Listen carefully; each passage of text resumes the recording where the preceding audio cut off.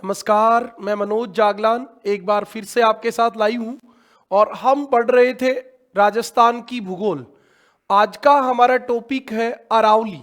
इससे पहले हम एक क्लास में अरावली पर डिस्कस कर चुके हैं। आज हमारी ये दूसरी क्लास है और कल हमने अरावली की सामान्य बातें कंप्लीट कर ली थी। लास्ट में हमने किया था कि अरावली को अध्ययन की दृष्टि से 3 भागों में विभाजित करते हैं और उसको उत्तरी अरावली, मध्य अरावली और तीसरी दक्षिण अरावली, 3 आपकी अरावली होती हैं। ओके ओके, ठीक है। अभी देखो, हम पढ़ रहे थे उत्तरी अरावली, मध्य अरावली और दक्षिण अरावली। तो सबसे पहले हम डिस्कस करेंगे उत्तरी अरावली को। उत्तरी अरावली कहां से कहां तक फैली है? तो आप सबसे पहले देखेंगे कि राजस्थान के बीचों बीच हम कहें तो कर्णवत रूप में अरावली पर्वत फैला है और उस अरावली को हमने अध्ययन की सुविधा से 3 वर्गों में विभाजित किया था। ये आपका अरावली पर्वत रहता है और इस अरावली को हमने 3 भागों में विभाजित किया है। पहला जो हमारा भाग है वो यहां से सांभर झील से शुरू होता है। सांभर झील से लेके और इधर तो हम बात करें तो खेतड़ी सिंघाना तक का हमारा जो भाग है, ये खेतड़ी सिंघाना झुंझुनू में है। और इधर आपका खैरथल तिजारा तक, तो ये आपका उत्तरी अरावली का आखिरी बिंदु है यहां से लेके। और इस वाले भाग को हम क्या कहेंगे? उत्तरी अरावली। इस वाले भाग को उत्तरी अरावली कहेंगे। तो आज हम जो डिस्कस करेंगे वो पहले उत्तरी अरावली को करेंगे, फिर मध्य अरावली को, और फिर देखेंगे आज की क्लास में समय रहा तो दक्षिण अरावली, नहीं तो अगली क्लास में। तो सबसे पहले आप देखेंगे अध्ययन की दृष्टि से अरावली को 3 वर्गों में बांटा जाता है। अरावली को 3 वर्गों में बांटा जाता है। नंबर ए हम कह लेते हैं उत्तरी अरावली, और बी आपकी मध्य अरावली, और फिर तीसरा पार्ट जो रहता है वो दक्षिणी अरावली का रहता है। तो इस प्रकार हम अरावली को 3 भागों में विभाजित कर देते हैं, उत्तरी अरावली, मध्य अरावली और दक्षिण अरावली। सबसे पहले जो हम डिस्कस करेंगे वो उत्तरी अरावली को करेंगे।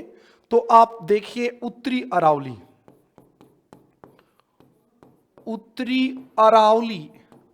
आपकी उत्तरी अरावली है कहां पे? सबसे पहले तो आप ये देख लीजिए, तो उत्तरी अरावली जो है वो कहां है?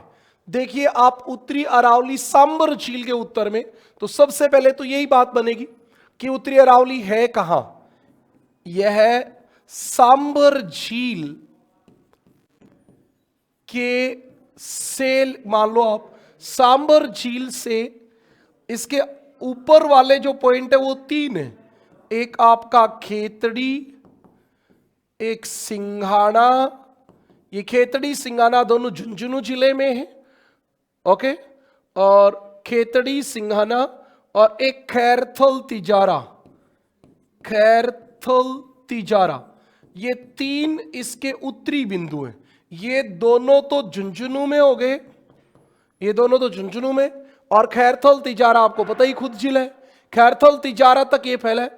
हम बात करें इस अरावली की औसत ऊंचाई की, एक एक बात आपको मिलेगी। अरावली में ज्यादा कुछ समझने का होता नहीं है, चोटियां, ऊंचाई, यही चीजें होती है। तो ये आपको व्यवस्थित तरीके से एक साथ मिल जाए तो आपके लिए आसान हो जाता है, बस इतनी बात होती है। औसत ऊंचाई 450 मीटर। इस बात से एक बात का पता चल जाएगा कि भाई उत्तरी अरावली ऊंची, एक मध्य अरावली ऊंची, एक दक्षिणी अरावली ऊंची है। ये आपकी काम बात बन जाएगी। उसके बाद आप देखेंगे तो ये कौन सी चट्टान से बनी है उत्तरी अरावली? तो उत्तरी अरावली में क्वार्टरजाइट और फाइलाइट 2 चट्टानों की अधिकता है। क्वार्टरजाइट व फाइलाइट, फाइलाइट चट्टानों की अधिकता, चट्टानों की अधिकता। मैं आपको कल भी एक बार मैंने कहा था, सीधा मैं किसी की में कमी निकालता नहीं हूं, मेरी आदत है ये, लेकिन फिर भी मैं आपको बता दूं, बहुत गाइडों में लिखा होता है कि अरावली पर्वत में आग्नेय चट्टानों की अधिकता होती है। वास्तविकता में ऐसा नहीं है। अरावली पर्वत में कायांतरित अवसाद, कायांतरित चट्टान सबसे ज्यादा होती है और अवसादी और आग्नेय चट्टान भी होती है, लेकिन सबसे ज्यादा कायांतरित चट्टान होती है। यह भी आपकी कायांतरित चट्टान है, तो इसमें कायांतरित चट्टानों की अधिकता मिलती है। उसके बाद हम अगली बात पे चले तो एक सवाल ये भी कई बार आया है, पीछे मेरे एग्जाम ध्यान में नहीं है, झूठ कहने में कुछ नहीं आता, शायद कोई कनिष्ठ सहायिका का ऐसा आया था, उसमें एक सवाल पूछा था कि अरावली का कौन सा भाग अवैध खनन के कारण गंभीर पारिस्थितिकीय संकट झेल रहा है, तो वो उत्तरी अरावली झेल रहा है। उत्तरी अरावली, अरावली अवैध खनन के कारण, अवैध खनन जब हर जगह अरावली में खनन होने लग जाएगा तो आपको पता ही है के कारण गंभीर, गंभीर पारिस्थितिकीय, गंभीर पारिस्थितिकीय संकट झेल रहा है, संकट झेल रहा है। ठीक है जी, कोई बात नहीं। उसके बाद हम बात करेंगे उत्तरी अरावली की चोटियां, उत्तरी अरावली की चोटियां। देखो एक बात और बताऊं आपको, अब ये किताब वालों के इतनी चोटी हाथ आ गई कि कोई 70 चोटी लिख देते हैं। अब चलो लिखने वाला तो लिख देगा, अब बच्चा कैसे याद करे, ये भी बड़ी समस्यात्मक की बात है भाई। मान लो आप मैक्सिमम से मैक्सिमम 20 चोटी याद कर लो, अब 50-50, 70-70 चोटियां याद होती है क्या? अब किताब में तो कोई भी लिख देगा, डाटा आपके पास है उनमें से लिख दो, प्रशासनिक डाटे निकाल लो, लिखते जाओ, उनको बस क्रम ही तो करना है, व्यवस्थित ही तो करना है भाई। आपके पास जो डाटा है वो सरकार ने दिए, आपने उनको क्रम वाइज करके लिख दिया। अब कुछ कुछ भाई आरपीएससी भी ऐसी घटनाएं करने लग गई। अब बताओ 20 नंबर के बाद की चोटियां पूछ लेती है, तो ये गलत ही बात होती है। हम इतनी भी नहीं पढ़ेंगे कि आपको याद नहीं हो और इतनी भी नहीं पढ़ेंगे कि पेपर में नहीं आए। तो हम मेनली 10 एक चोटी उत्तरी अरावली में, 2-3 मध्य अरावली में और 10-15 मैक्सिमम दक्षिण अरावली में, इतनी चोटी पढ़ेंगे। उत्तरी अरावली की सबसे ऊंची चोटी बहुत बार पूछी गई है, रघुनाथगढ़ 1055 मीटर, और ये आपकी सीकर जिले में है। रघुनाथगढ़ 1055 मीटर सीकर। मेनली जो आती है मैं उनकी बात कर रहा हूं, पहले आप कहोगे तो अन्य दोबारा लिखवा दूंगा। खो 920 मीटर आपकी जयपुर में है, खो 920 मीटर जयपुर। और एक आपकी भरोच, बैरोच, बारोच जो है ये अलवर में है, 792 मीटर, 792 मीटर अलवर में है, अभी भी अलवर में ही है। और उसके बाद आपकी बाबाई, बाबाई ये भी 792 मीटर है और ये जयपुर में है भी। एक होती है बबाई, एक होती है बाबाई, बाबाई जो है वो जयपुर में है। इसके बाद आपका बरनाड़ा, बरनाड़ा एक चोटी है 786 मीटर, वो भी जयपुर में, 786 मीटर ये भी जयपुर में है। और इसके बाद अब झुंझुनू वाली बाबाई, बाबाई 780 मीटर और ये आपकी झुंझुनू में है। और देखें तो हम बिलाली, ये बिलाली एक दो बार एग्जाम में आई है पहले के एग्जामों में, बिलाली, ये बिलाली की ऊंचाई कितनी है भाई आप बताओगे तो 774 मीटर है ये, 774 मीटर। और अब ये कहां हो जाएगी, कोटपुतली बैरोड में, कोटपुतली बैरोड में ये चोटी हो गई अब बिलाली, है ना, पहले अलवर में थी। एक मनोहर थाना, ये भी शायद कई बार मनोहर थाना पूछा हुआ सवाल है। मनोहर थाना की ऊंचाई 747 मीटर है, 747 मीटर।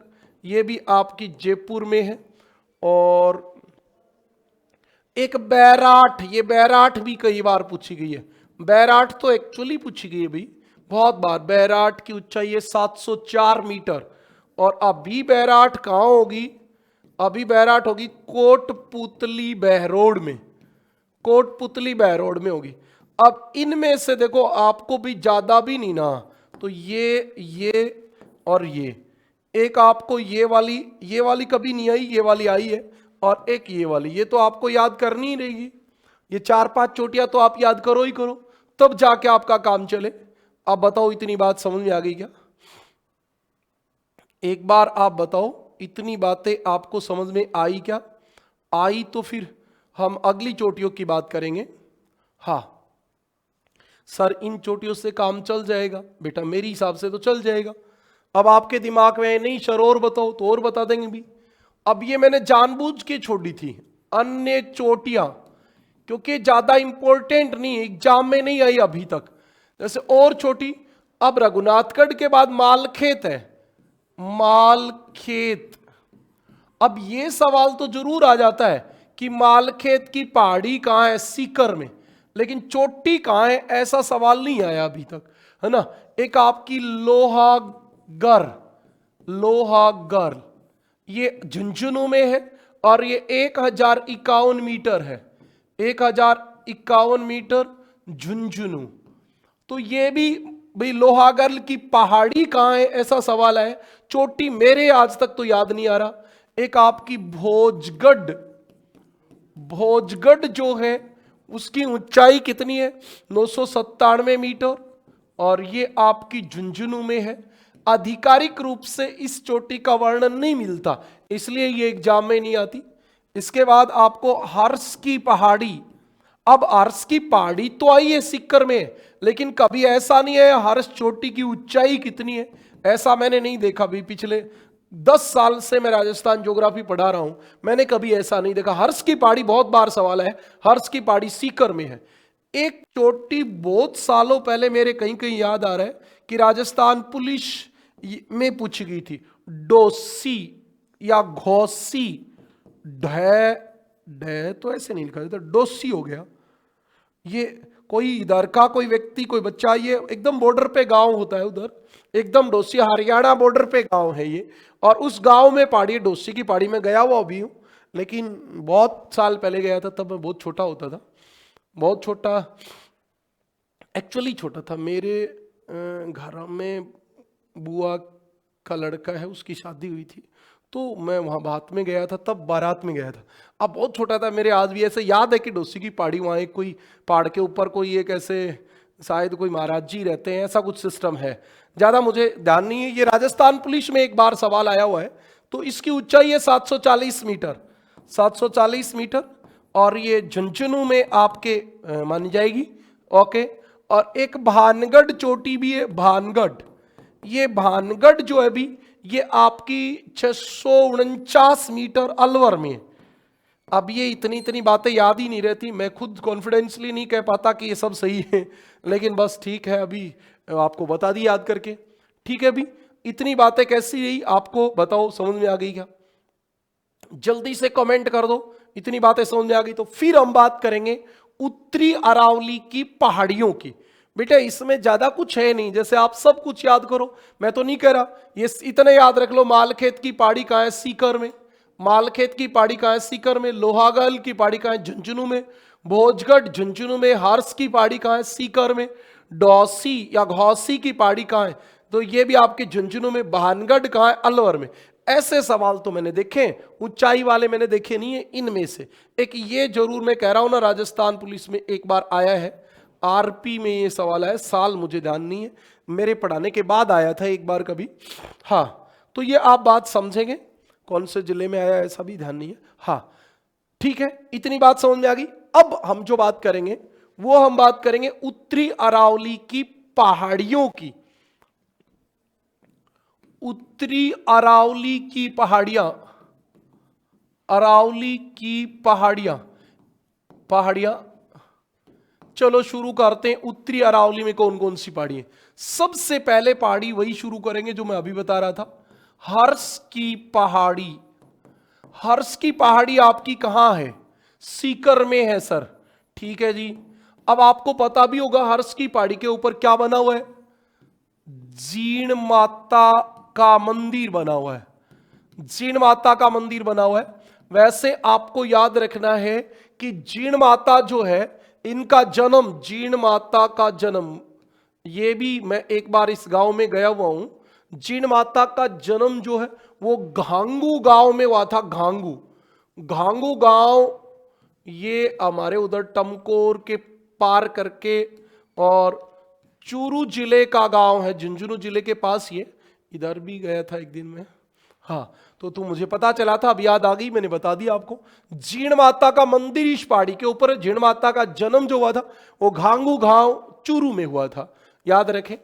और इसी पहाड़ी में आपको एक बात और भी याद रखनी है, रेवासा झील स्थित है। रेवासा झील स्थित है। ठीक बात है भी, रेवासा झील स्थित है। एक और काम की बात, यदि हम उत्तरी अरावली में देखें, दक्षिण अरावली में तो सब जगह पवन चक्कियां लगी हुई है। यहां पवन चक्की लगाई गई, यहां एयरकॉन, एयरकॉन कंपनी ने क्या लगाई है? पवन चक्कियां लगाई हैं। एयरकॉन कंपनी द्वारा, एयरकॉन कंपनी द्वारा पवन चक्कियां, पवन चक्कियां लगाई गई हैं, लगाई गई हैं। पवन चक्कियां लगाई गई हैं। ये आपकी हर्ष की पहाड़ी की खास बात थी। फिर हम दूसरी पहाड़ी की बात कर लेते हैं, खंडेला। खंडेला ऊपर ये मात्रा नहीं आएगी भाई, इसका मतलब खंडेला की पहाड़ी। खंडेला की पहाड़ी, खंडेला की पहाड़ी कहां है? सीकर में। खंडेला की पहाड़ी कहां है भी? सीकर में है। सही बात है भी, खंडेला तो सीकर में ही है। और आपको पता है काटली नदी का उद्गम, काटली नदी का उद्गम इसी पहाड़ी से होता है। बिल्कुल सही बात है। और एक बात मुझे और याद आ गई, वो बाद में आपके लिए ठीक रह जाएगी। एक यहां रायला गांव है, रोयला गांव। रोयला गांव यूरेनियम के भंडार, यूरेनियम के भंडार, वहां यूरेनियम के भंडार पाए गए हैं। ये आपके लिए काम की बात है। या क्या पाए गए हैं? यूरेनियम के भंडार। इतनी बात समझ में आ गई। अब आपको अगली बात याद रखनी है, एक पहाड़ी होती है तोरावाटी की पहाड़ी। तोरावाटी की पहाड़ी। अब ऐसे देखें तो तोरावाटी सिर्फ और सिर्फ बोली का नाम है। अरावली की पहाड़ी का कोई पर्टिकुलर नाम थोड़ी है, तोरावाटी नहीं है। ये तो सिर्फ क्या है भाई, बोली के आधार पे तोरावाटी, जहां बोली बोली जाती है उस वाले प्रदेश को कह देते हैं तोरावाटी की पहाड़ी। तोरावाटी की पहाड़ी है कहां? तो ये बालादुर्ग, बालादुर्ग आपने सुना होगा हिस्ट्री में, पहले ये अलवर में था। बालादुर्ग अभी भी अलवर में ही होना चाहिए भी, इतना ज्यादा मुझे पता भी नहीं है वैसे। हाँ, बालादुर्ग से खेतड़ी सिंघाना के बीच, खेतड़ी सिंघाना के बीच, अब बालादुर्ग से खेतड़ी सिंघाना के बीच अरावली को तोरावाटी की पहाड़ी कहते हैं। एक बात होती है तोरावाटी के बाद आगे वाली, उसका नाम होता है पाल खेत की पहाड़ी। पाल खेत की पहाड़ी। अब ये भी कोई पहाड़ी नहीं है, ये भी केवल अरावली का नाम है। ये भी क्या है? केवल अरावली का नाम है। कहां है? शेखावाटी में। आपका ऐसा सवाल आएगा तब आपको बताना पड़ेगा शेखावाटी में अरावली की पहाड़ी को, अरावली की पहाड़ी को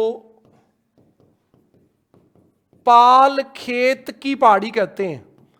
पाल खेत की पहाड़ी कहते हैं। पाल खेत की पहाड़ी कहते हैं। यह भी काम की बात है। अगली बात पे चलो, खेतड़ी सिंघाना की पहाड़ी। खेतड़ी सिंघाना याद रखना, डाबला सिंघाना आएगा तब डाबला जो है वो सीकर जिले में है, और खेतड़ी जो है ना, खेतड़ी खेतड़ी सिंगाना झुंझुनू जिले में है। तो ये खेतड़ी सिंगाना की पहाड़ी कहाँ है? झुंझुनू में।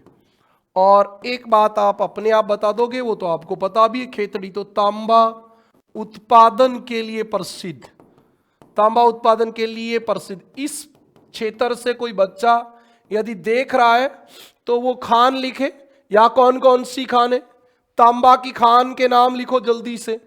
ये कई बार पूछे जाते हैं। तांबा की खान, सबसे पुरानी खान कोल्हान, कोल्हान, कोल्हान, वैसे कोल्हान बोलते हैं उसको, कोल्हान होती है, कोल्हान। फिर एक मंथान, कोल्हान, मंथान, पपरना, पपरना, पपरना के पश्चिम में अक्खा वाली खान, पपरना के पश्चिम में अक्खा वाली खान, ये आपके अक्खा वाली खान होती है। और एक यहां बरखेड़ा खान होती है, बरखेड़ा खान, बरखेड़ा खान। ये सारी खान आपकी तांबे की खान है भाई, इधर इस एरिया में। और डाबला सिंघाना आ जाए तो लोहा उत्पादन के लिए प्रसिद्ध, ये भी याद रखी लो, इधर ही लिख देता हूं, डाबला सिंघाना। और जब डाबला जुड़ गया तो आपको बताना पड़ेगा कि ये कहां है, सीकर और झुंझुनू में, सीकर और झुंझुनू में है। और क्या होता है यहां, लोहा उत्पादन, लोहा उत्पादन। जब आप अरावली पढ़ोगे तो आपको बहुत कुछ सीखने को मिल जाएगा। जब इतनी बातें याद कर लोगे तो आगे की ज्योग्राफी आपके लिए आसान हो जाएगी। चलें अगली बात पे। ओके जी, अब हमारी अगली पहाड़ी है मनोहरपुरा की पहाड़ी, मनोहरपुरा की पहाड़ी। अब बहुत सारे लोग भाई रटा देते, मैं से मनोहरपुरा की पहाड़ी, मनोहरपुरा, मैं से मनोहर और मैं से मेनथा। अब ऐसा तो नहीं होना चाहिए वैसे, तो आपको याद रखना है मेनथा नदी का उद्गम। याद है क्या? मेनथा नदी जो है ना, वो कौन सी झील में गिरती है? सांबर में, सांबर में। और आपको यह भी पता होना चाहिए सर्वाधिक नमक, नमक लाती है, सर्वाधिक नमक सांबर में कौन सी नदी लाती है? मेनथा। अब थोड़ी थोड़ी बातें अभी से सीखना शुरू कर दोगे तो बात बन जाएगी। हाँ, और ये आपकी जयपुर में है, जयपुर में, ठीक है जी। कहां है सर? जयपुर में है भाई, जयपुर में। अगली पहाड़ी पे चलो, इसके बाद बेराट की पहाड़ी, बेराट की पहाड़ी, बेराट की पहाड़ी भी आपकी जयपुर में है। और सबको पता है बेराट की पहाड़ी से कौन सी नदी निकलती है? बाणगंगा। अरे एक बात और बतानी भूल गया, अभी बता देता हूं, बाणगंगा नदी का उद्गम, हाँ अभी तो बदल गई है, तो बाणगंगा, क्योंकि ये बैराट की पहाड़ी तो जयपुर के विराटनगर में थी, और विराटनगर तहसील कहां चलेगी? कोटपुतली बहरोड में। तो अब कोटपुतली बहरोड में, कोटपुतली बहरोड जिले में आ गई, क्योंकि अभी मेरे याद आई बैराट की पहाड़ी विराटनगर तहसील, विराटनगर तहसील में थी, और विराटनगर तहसील कोटपुतली बहरोड में शामिल कर दिया। तो बिल्कुल बैराट की पहाड़ी बाणगंगा नदी का उद्गम है यहां से, और अभी ये कोटपुतली बहरोड जिले में, ठीक है भाई। अच्छा, अगली सेवर की पहाड़ी, सै से सेवर, सै से साबी, है ना। अभी तक तो तुक्का फिट बैठ रहा है भाई। मैं से मनोहरपुरा, मैं से मेनथा, बै से बेराट, बै से बाणगंगा, से सै से सेवर, और सै से साबी, साबी का उद्गम। लेकिन सब जगह नहीं बनता ये, साबी का उद्गम, साबी का उद्गम। और सेवर की पहाड़ी जयपुर के शाहपुरा में है, तो बताने की जरूरत कहां है, ये तो जयपुर में ही है। अच्छा, इसका अंत कहां है ये भी याद रख लेना, अभी से पटौदी, पटौदी गांव में है। और आपका पटौदी गांव गुड़गांव हरियाणा में है, गुड़गांव हरियाणा में। ये हरियाणा में जाती है आपके राजस्थान की नदी, रोक लो इसको, देखी जाएगी। और तो हाँ, क्योंकि हरियाणा वाले अभी पानी देने के लिए मना कर रहे हैं, तो तुम ये नदी रोक दो। गुरु जी क्या करेंगे रोक के, पानी तो नहीं है इसमें। वही वो तुम्हारी इच्छा, देखो पानी तो मैं भी कहां से लाके दूं, है ना। हाँ, बैराट की पहाड़ी जयपुर में, सेवर की पहाड़ी जयपुर में है, साबी नदी का उद्गम है, अंत पटौदी गांव गुड़गांव में है, ठीक है। चलो अगली बात करते हैं, झालाना की पहाड़ी। बताओ झालाना की पहाड़ी कहां है?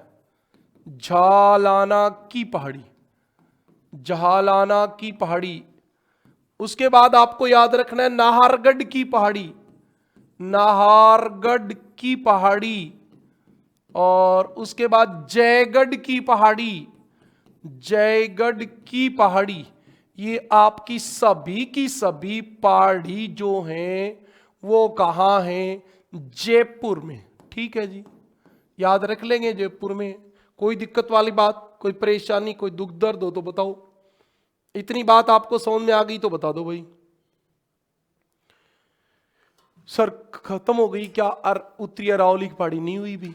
अभी अलवर की तो एक नहीं पढ़ी हमने, अलवर की भी तो पढ़ेंगे ना। हाँ,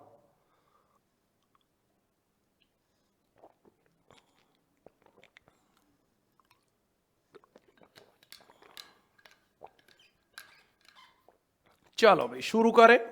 अभी अलवर की ओर शुरू कर देते हैं। चलो ऐसे लिख देता हूं, अलवर में स्थित पहाड़ियां देख लेना कौन सी बदलने गई हो, क्योंकि अभी ये बैरोड इधर आ गया, जय कोटपुतली बैरोड में खैरथल तीजारा आ गया, तो देख लेना कोई एक आध बदल गई हो तो भाई कई बार याद भी नहीं रहता।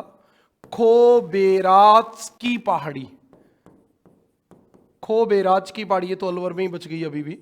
हाँ, अब आपको पता है अजबगढ़ की पहाड़ी,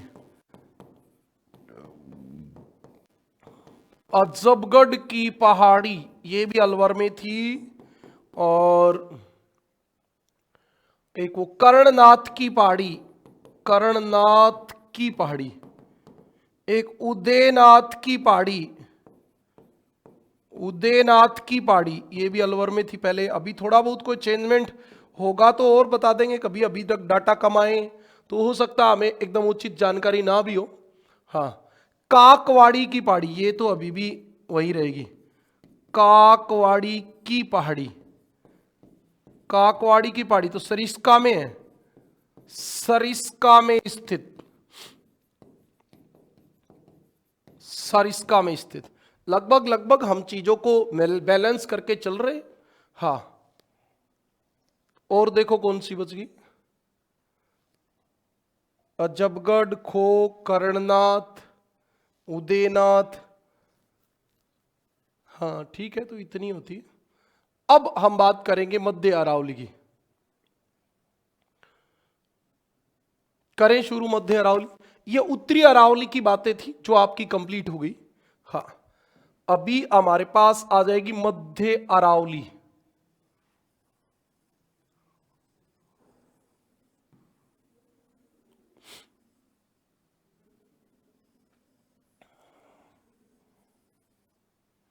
ये आपकी अरावली पर्वत फैला है। इस अरावली को हमने क्या किया कि सांबर झील से उत्तर में जो है वो तो हमने बता दी उत्तरी अरावली, उत्तरी अरावली है, बिल्कुल जी उत्तरी अरावली है। अब सांबर झील से लेके और देवगढ़ तक, देवगढ़, ये देवगढ़ कहां है? राजसमंद में, राजसमंद में। यहां तक की अरावली का नाम होता है मध्य अरावली, इसका नाम होता है मध्य अरावली। तो अभी हम जो डिस्कस करेंगे वो इस वाले की बात करेंगे। तो इसमें कौन कौन आ जाएगा? एक तो इसमें आ जाएगा अजमेर, एक आ जाएगा अजमेर के बाद ब्यावर, और ब्यावर के बाद एक आपका आ जाएगा राजसमंद, क्योंकि राजसमंद जिले में देवगढ़ है तो उधर तक का भाग इसमें आएगा। हाँ, तो 3 जिले हो गए। मध्य अरावली, मध्य अरावली, मध्य अरावली जो है आपकी वो कहां से कहां तक फैली है? सांभर झील से राजसमंद के देवगढ़ के बीच, राजसमंद के देवगढ़ के बीच फैली है। सही बात है भाई। उसके बाद आप देखिए और क्या खास बात है इसकी। हाँ, इसका विस्तार कहां होगा? तो मेनली तो अजमेर व ब्यावर में, अजमेर और ब्यावर में ही होगा। अजमेर और ब्यावर में। इसके बाद आपको पता होना चाहिए इसी बाग का नाम मेरवाड़ा की पहाड़ी भी होता है। मेरवाड़ा की पहाड़ी क्यों होता है मेरवाड़ा की पहाड़ी? तो ये इधर मेवाड़,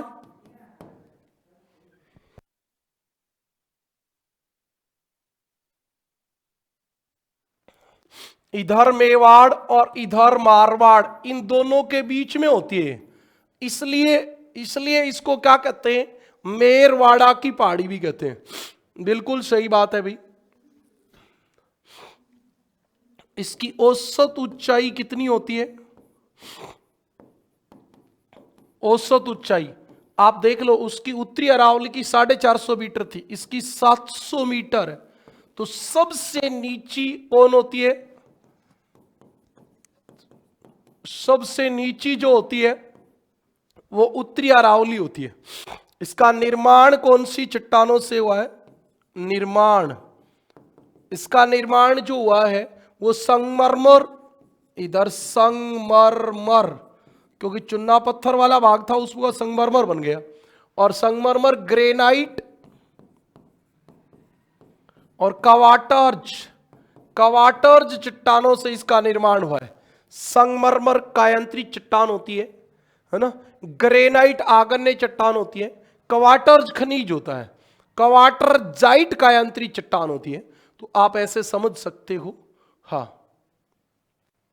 इतनी बात क्लियर है?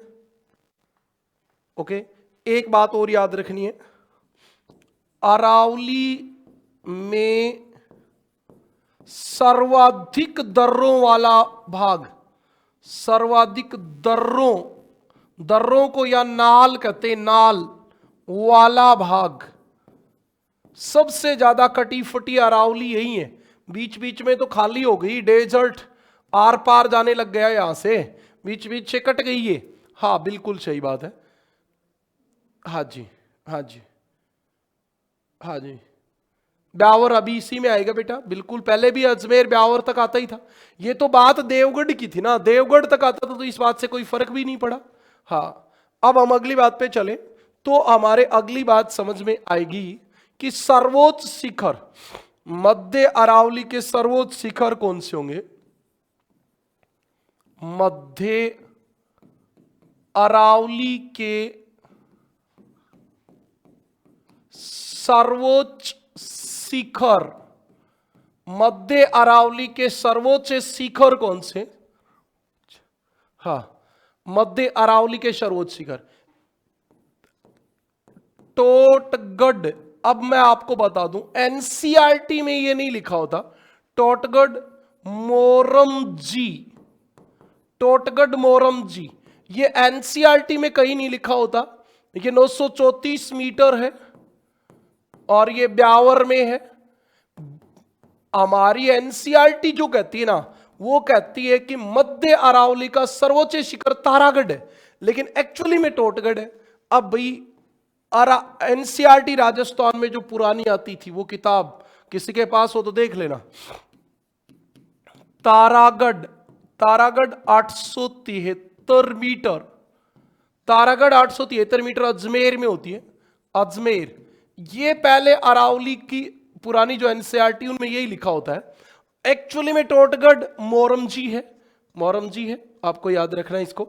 नाग पहाड़ तीसरे नंबर पे आएगा जी, नाग पहाड़ 795 मीटर, और ये भी आपका अजमेर में। नाग पहाड़ की बात भी अभी बताऊंगा। नाग पहाड़ जो है ना, चोटी के साथ साथ पहाड़ी भी है। ये क्या है? सर्पिलाकार पहाड़ी है, सर्पिलाकार पहाड़ी। इसका कुछ भाग जो है ना, ये ऐसे ऐसे ऐसे ऐसे फैली है ना, चाप की तरह। इसका कुछ भाग जयपुर, जयपुर व टोंक में भी फैला है। नाग पहाड़ी का कुछ भाग जयपुर और टोंक में भी फैला है। और आपकी लूनी नदी जो है ना, लूनी, लूनी का उद्गम, चलो आप कमेंट करो, लूनी नदी अपने उद्गम स्थान पे क्या कहलाती है? आपको पता होना चाहिए। एक नदी होती है सागरमती और एक नदी होती है सरस्वती दोनों मिलके, और यहां से बनती है लूणी, यहां से क्या बनती है लूणी, यहां से बनती है लूणी, और ये इसका नाम होता है सरस्वती। तो आपसे कभी पूछ लिया जाए लूणी नदी का उद्गम के पास क्या नाम होता है, सरस्वती। लूणी नदी का उद्गम के निकट नाम क्या होता है, सरस्वती नाम होता है भाई। ठीक है, ये 3 चोटी याद करनी है। सबसे कम चोटी मध्य अरावली में याद करनी है। मध्य अरावली का सर्वोच्च शिखर कौन सा है, टोटगढ़ मोरमजी 934 मीटर ब्यावर, तारागढ़ 873 मीटर अजमेर, नाग पहाड़ 745 मीटर अजमेर।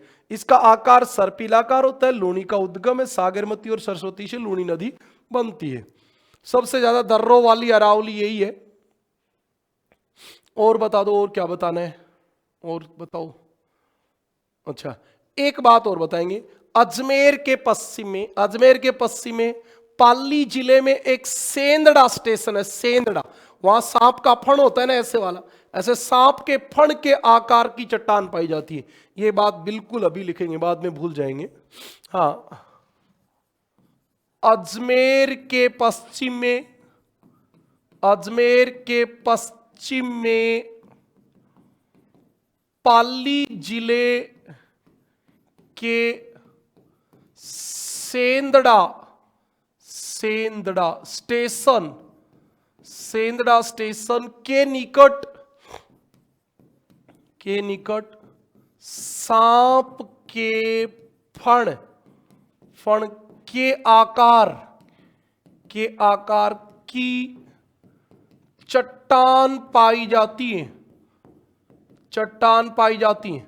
बिल्कुल भी सांप के फण के आकार की चट्टान कहां पाई जाती है, सेंदड़ा स्टेशन के निकट पाई जाती है।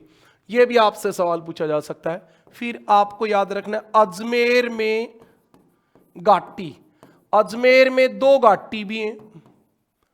एक का नाम तो सबको पता है, किसी को सौभाग्य मिला है तो बहुत अच्छी बात है, घूंगरा घाटी जाने का। नहीं मिला है तो अब RPSC first grade second grade को क्लियर करो, फिर जाना घूंगरा घाटी।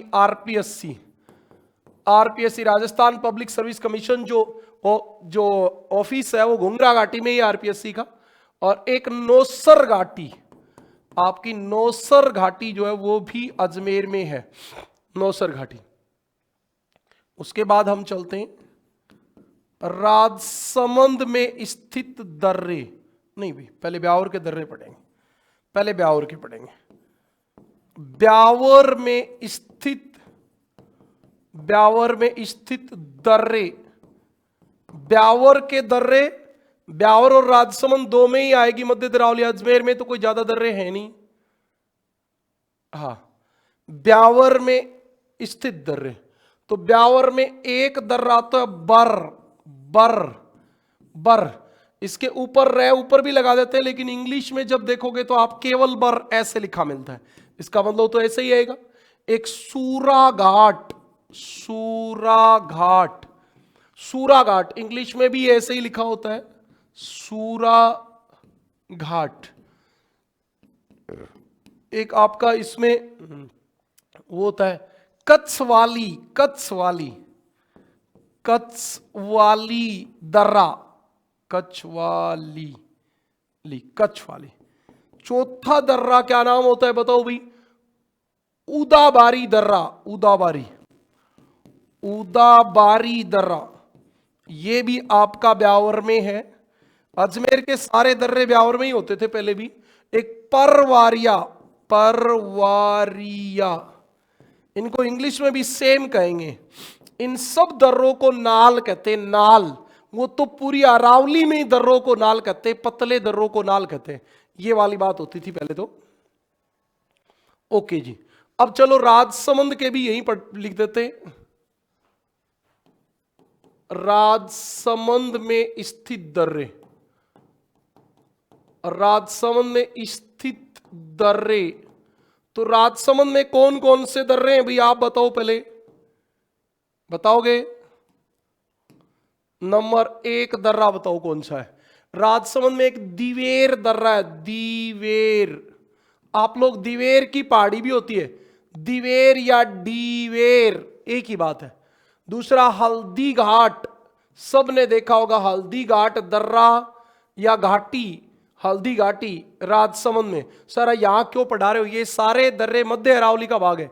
या एक गोरम घाट, गोरम घाट। अब आपको एक बात और समझ में आएगी कि गोरम घाट जो दर्रा है ये क्या करेगा, इधर राजसमंद और उधर पाली को जोड़ेगा। भाई इधर तो राजसमंद और उधर कौन होगा, पाली। तो दोनों तरफ एक ही नाम है, तो चाहे पाली में बोलो चाहे राजसमंद में, लेकिन राजसमंद में होता है ये गौरम घाट। उसके बाद खामली, खामली, अच्छा खामली घाट। खामली घाट को बहुत जगह आप पढ़ोगे तो कमली घाट भी लिखा होता है, कमली घाट। कोई बच्चा वहां का लोकल है यूट्यूब पे या ऐप पे, तो वो लिखे भी कि खामली घाट सही है या गलत नाम है, ठीक है। ओके, 5 नंबर आपका एक वहां पे दर्रा होता है जीलवा, जीलवा कीनाल, जीलवा, जीलवा या पागल्या, पागल्या, पागल्या। अरे पागलियो को नहीं होगे, पागलियो वैसे नाम है ये, पागल्या या पागल्या, पागल्या। कीनाल, कीनाल बोलते हैं सब दर्रों को, वो तो नाल तो सबके लगा देनी है। 6 नंबर आपके हैं हाथी गुड्डा की नाल, हाथी गुड्डा की नाल, हाथी गुड्डा की नाल। अच्छा अब आपको एक बात ध्यान रखनी है, और वो क्या ध्यान रखनी है, ये ध्यान रखनी है, ये जो दर्रे हैं 4, ये तो हैं मध्य अरावली में, ये तो है मध्य अरावली में, और ये आपके नीचे वाले जो 2 हैं ये वाले तो हैं दक्षिणी अरावली में, ये दक्षिणी अरावली में। अब हमने जिला लिख दिया तो लिख दिया इसके साथ, और क्या है, और ये आपके हैं मध्य अरावली में, ये मध्य अरावली में 4, नीचे वाले 2 जो हैं वो दक्षिणी अरावली में। बताओ यहां तक की बात समझ में आ गई क्या?